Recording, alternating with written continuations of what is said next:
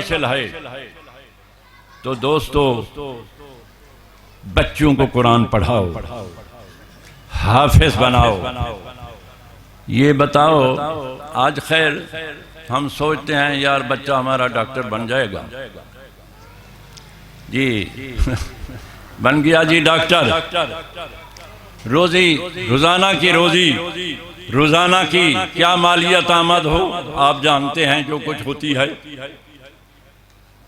डॉक्टरों को देख लें, कोई प्रोफेसर है, लेकिन क्या ये मदरसे के अंदर पढ़ने वाले, अल्लाह अकबर। और डॉक्टर के पास एक चौकीदार होता है, उसकी तनख्वाह कम से कम 25,000 से लेकर 35,000 तक होगी।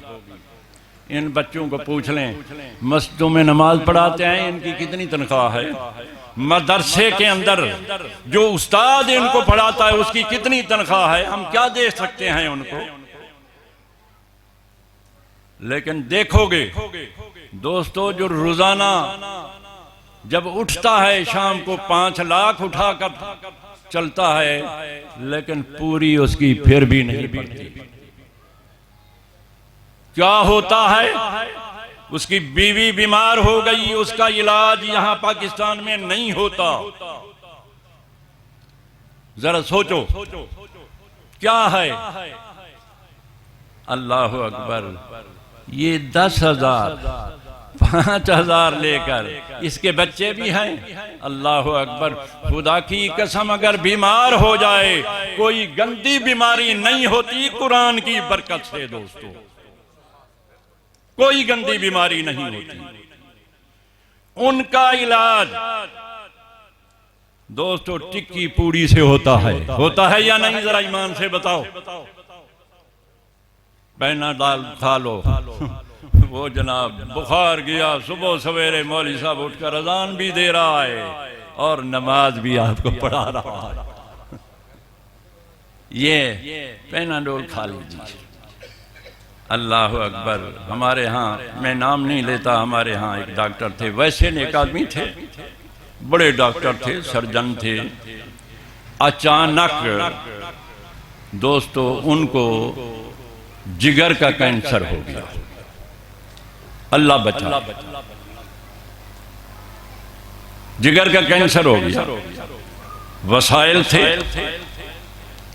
अमेरिका तक उन्होंने मैसेज किए और यहां से रिपोर्टें भी व्हाट्सएप कर दी, और वो हिंदुस्तान भी हर जानिब हर मुल्क को छान मारा।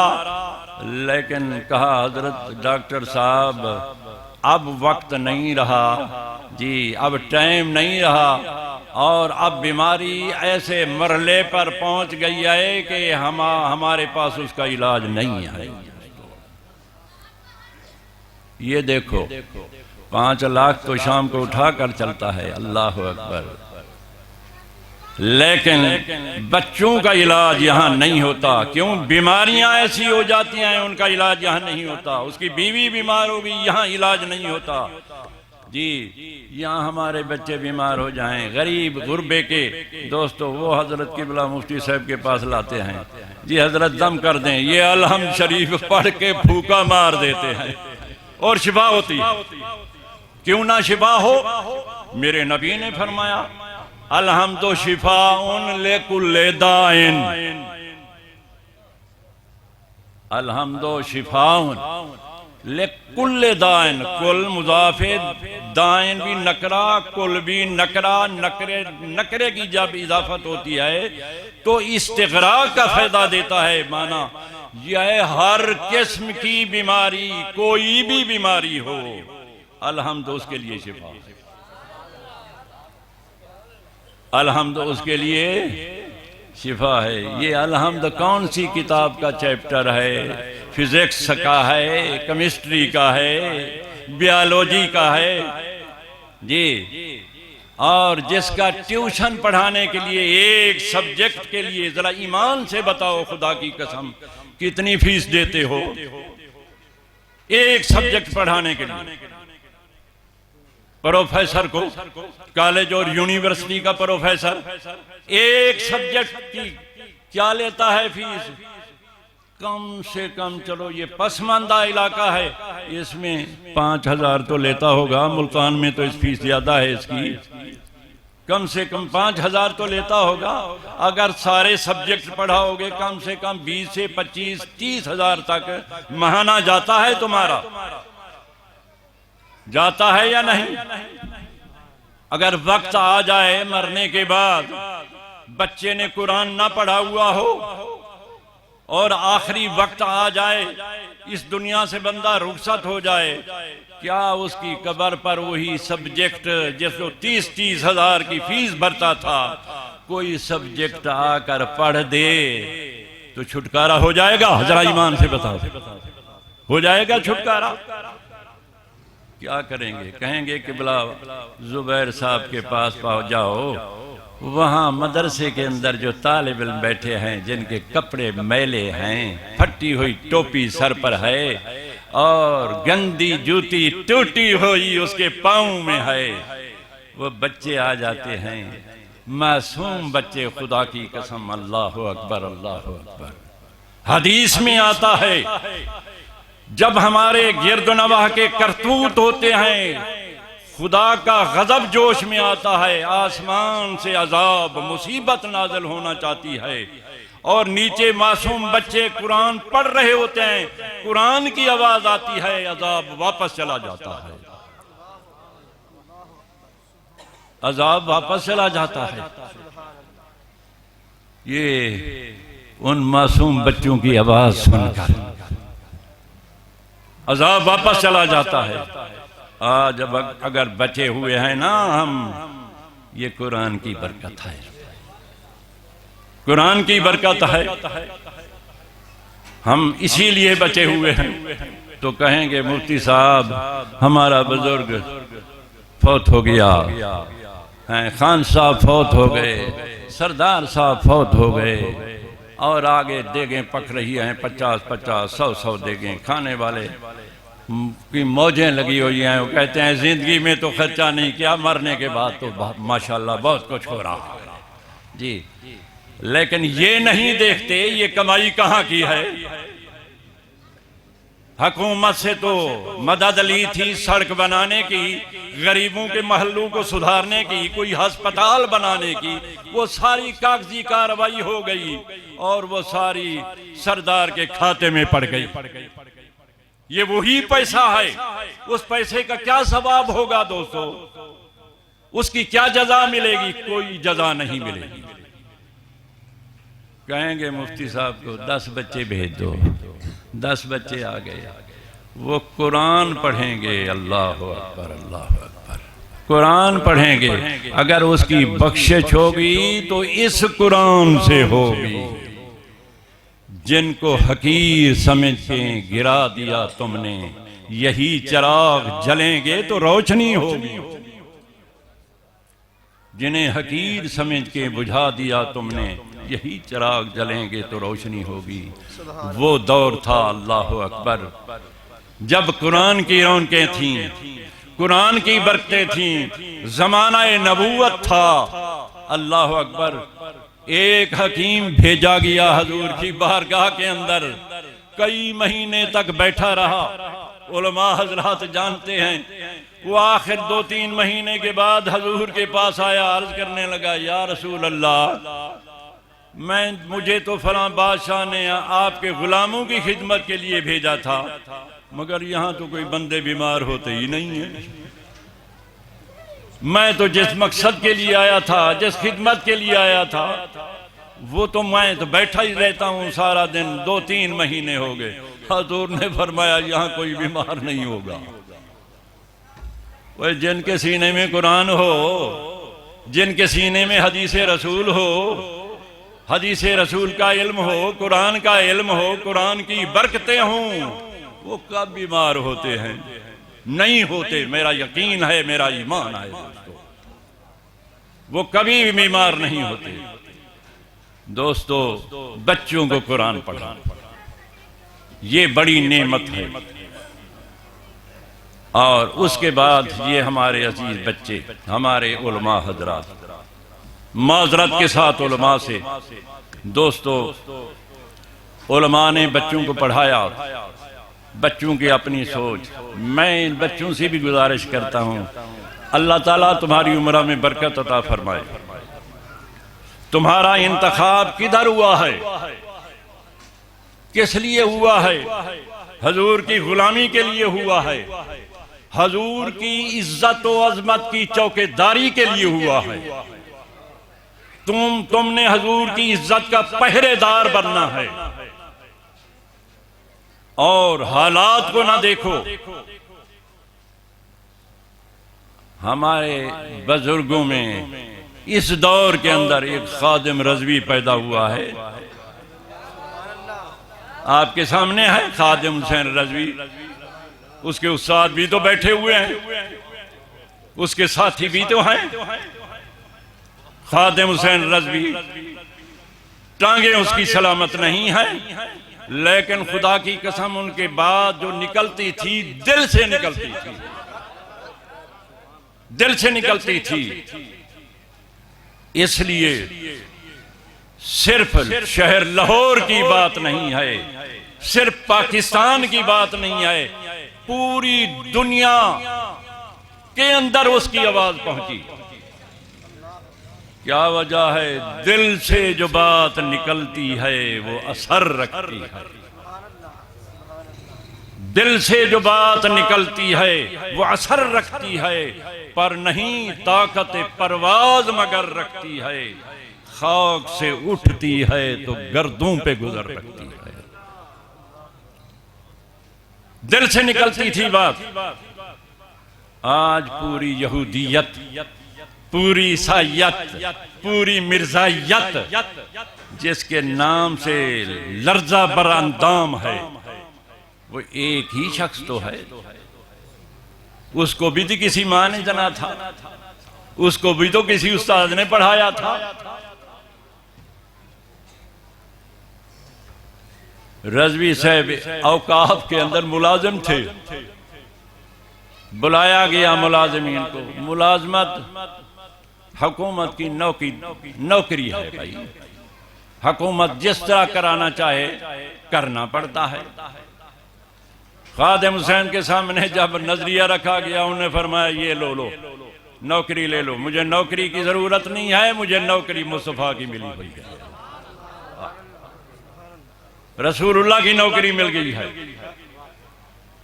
ईमान से बताओ, हजूर की नौकरी बेहतर है या इनकी नौकरी बेहतर है? वो मेरे नबी की नौकर बन जाओ, नबी के गुलाम बन जाओ, सारा जहान तुम्हारे कदमों में होगा। उनके जो हम गुलाम थे, जहां के मुक्तदा बने, उनसे फिरे जहां फिरा, आई कमी वकार में। हजूर की नौकरी, हजूर की गुलामी। मैं अपने बेटों से कहता हूं, मुबारक हो तुमको, तुम्हें जो इल्म मिला है, तुमने हजूर का नौकर बनना है, हजूर की अजमत का, हजूर की शान का पहरेदार बनना है।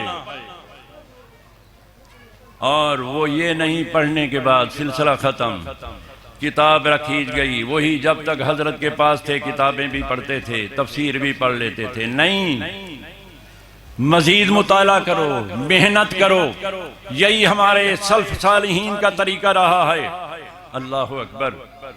मेहनतें करते थे, पढ़ने के बाद मेहनतें की। कोई इमाम गजाली बन गया, कोई इमाम राजी बन गया, कोई बू अली सीना बन गया।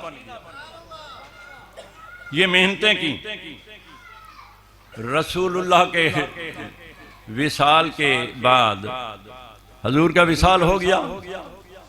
हजरत अब्दुल्ला इब्न अब्बास हजूर के चचा जात भाई हैं, इनकी 13 साल उम्र थी। सुन लो बेटियों, ये आपके लिए है, इन सब के लिए है, मेरे लिए भी है, उलमा के लिए भी है। हजरत अब्दुल्ला इब्न अब्बास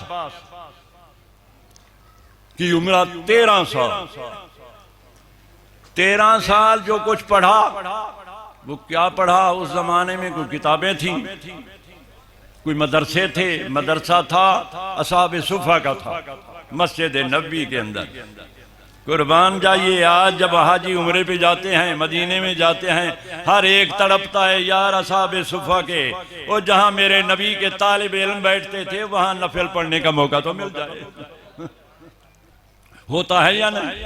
असहाबे सुफ़ा ये छोटा सा मदरसा था, चबूतरा था, वो वहां बैठा करते थे कुरान पढ़ने वाले, कुरान का इल्म पढ़ने वाले। हजूर का विसाल हो गया। हजरत अब्दुल्ला इब्ने अब्बास की उम्र 13 साल थी। कितनी? 13 साल थी। 13 साल के बाद आपको फिक्र हुआ कि अभी तशनगी बाकी है, मुकम्मल इल्म हासिल नहीं कर सका, क्या होगा? हजूर का तो विसाल हो गया, मंबा इल्म तो दुनिया से चला गया। चुनाचे उन्होंने एक अंसारी सहाबी को अर्ज किया कि अभी हजूर के बड़े बड़े सहाबा मौजूद हैं, हम आओ मेरे साथ चलो, हम हजरत अबू ज़र गफारी के पास चलते हैं, हजरत हुज़ैफा के पास चलते हैं, उनसे हजूर की हदीस सुनते हैं। अंसारी ने कहा जी बड़े बड़े सहाबा मौजूद हैं और तुझे हदीसें जमा करने का क्या फायदा होगा? लोग उनसे पूछेंगे या तुझसे पूछेंगे, तू तो बच्चा है। फरमाया हजूर का इल्म सीखना सारे मुसलमानों पर फर्ज है, मैं तो सीखूंगा। हजरत अब्दुल्ला इब्ने अब्बास एक एक सहाबी के दरवाजे पे जाते थे, पूछते थे कि फलां हदीस आपने रसूलुल्लाह से सुनी? साहबी सुना देता, बड़े खुश होते, याद कर लेते थे हदीस को। इसी तरह सिलसिला चलता रहा, थोड़ा थोड़ा इल्म जमा होता रहा, हत्ता के अजीम आलिम बन गए। और उनको क्या कहा जाता है? हिब्रुल उम्मा, बहरुल उम्मा, पूरी उम्मत के दरिया। बहुत बड़े अजीम आलिम हजरत अब्बास को कहा जाता है। 13 साल की उम्र में इल्म की तलब में, हाँ, बस खत्म कर दो। 13 साल की उम्र में हिब्रुल उम्मा बन गए, इल्म हासिल कर लिया। हालत ये होती थी, फिर आप घर में बैठते थे, गली भरी हुई होती थी, जैसे ये गली भरी हुई है, लोग आए हुए होते थे आपके पास, कोई कुरान समझने के लिए, कोई हदीस समझने के लिए, कोई अस्माए रिजाल को समझने के लिए, कोई अशार अरब समझने के लिए, कोई अंसाब समझने के लिए। आप हर एक को फैजान अता फरमाते। और हजरत उमर क्या करते थे? उनको अपने साथ बिठाया करते थे, सबसे छोटे साहबी को। एक दफा ऐसा हुआ, उनकी खिदमत में, हजरत उमर की खिदमत के अंदर एक नसरानी बादशाह ने रुक्का लिखा। बस ये रुके की बात सुन लो, उसके बाद दुआए खैर होगी, मेरी तकरीर भी खत्म हो जाएगी। रुक्का आया नसरानी का, क्योंकि बात आ गई हजरत अब्दुल्ला इब्ने अब्बास की। रुक्का आया, अंदाजा लगाओ सारे सहाबा मौजूद थे, दौर हजरत उमर का है। रुक्का आया एक नसरानी बादशाह का, उसने 4 सवाल किए थे। कहा हजरत उमर को इन सवालों का जवाब दो। वहां बड़े बड़े सहाबा मौजूद थे। हजरत उमर की निगाह गई तो उस छोटे साहबी हजरत अब्दुल्ला इब्ने अब्बास पर गई। फरमाया अब्दुल्ला इब्ने अब्बास इधर आओ। रुक्का पकड़ा दिया, फरमाया इन सवालों के जवाब दो। जरा सुनो तुम भी। सवाल, पहला सवाल क्या था? पहला सवाल उसका ये था कि एक औरत के पेट से 2 बच्चे एक ही दिन पैदा हुए। जरा गौर करो, एक औरत के पेट से 2 बच्चे एक ही दिन पैदा हुए और एक ही दिन मर गए, लेकिन उनकी उम्र में फर्क है। एक की उम्र 100 साल कम है, एक की 100 साल ज्यादा। वो 2 आदमी कौन है? वो कौन है 2 आदमी?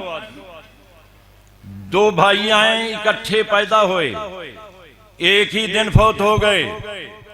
एक की उम्र 100 साल कम है, दूसरे की 100 साल ज्यादा है। हजरत अब्दुल्ला अब्दुल्ला ने फरमाया हजरत उमर को, हजरत ये कुरान में है,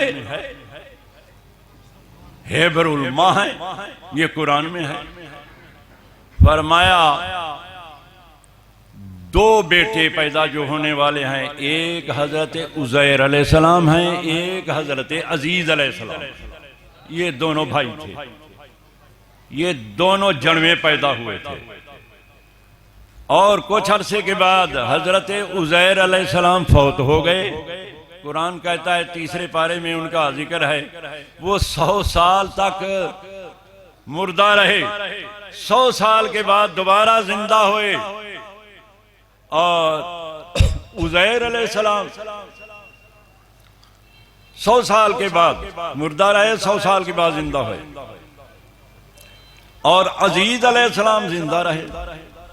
ये जिंदा होने के बाद दोनों भाई इकट्ठे हुए। जब इनकी मौत आई तो इकट्ठे आई।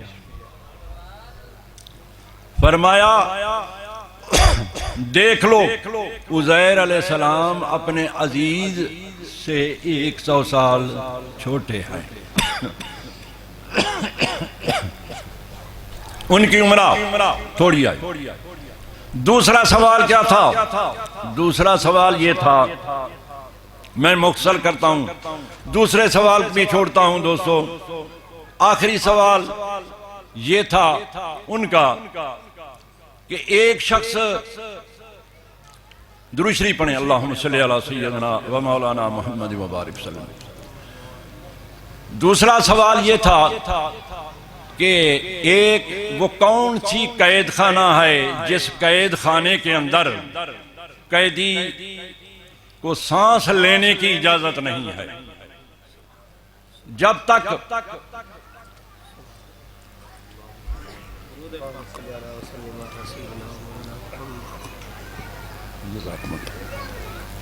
एक कैद खाना है, जेल खाना है।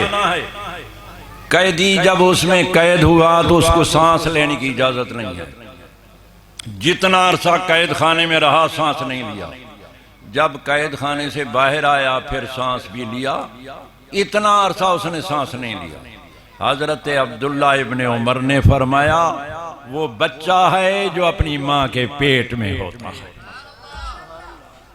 वो अपनी माँ के पेट में होता है, वो सांस नहीं लेता, जब बाहर आता है तो सांस लेता है। दुनिया की हवाले तो ये क्या थी बरकत दोस्तों? इल्म की बरकत थी। ये सब कुछ कुरान में है। कौन सी चीज है जो कुरान में नहीं है? उलमा हजरात से सुना है कि हजरत अब्बास फरमाते थे मेरे ऊंट की रस्सी गुम हो जाए ना, मैं इधर उधर नहीं तलाश करता, कुरान को खोल लेता हूँ, कुरान में मुझे मिल जाया करती है। बस मेरी यही नसीहत है, कुरान पढ़ो, कुरान समझो और अजीज तलबा मेहनत करो। तुम्हारे लिए यही यहाँ तक मंजिल नहीं है, तुम्हारी मंजिल आगे है दोस्तों। है अल्लाह ताला तुम्हें बुलंदियां अता फरमाए, हमारे इस इदारे को अल्लाह तरक्की अता फरमाए। अल्लाह हम सब के अंदर अपने बच्चों को कुरान की नेमत पढ़ाने की तौफीक अता फरमाए। वमा अलैना इल्लल बलाग।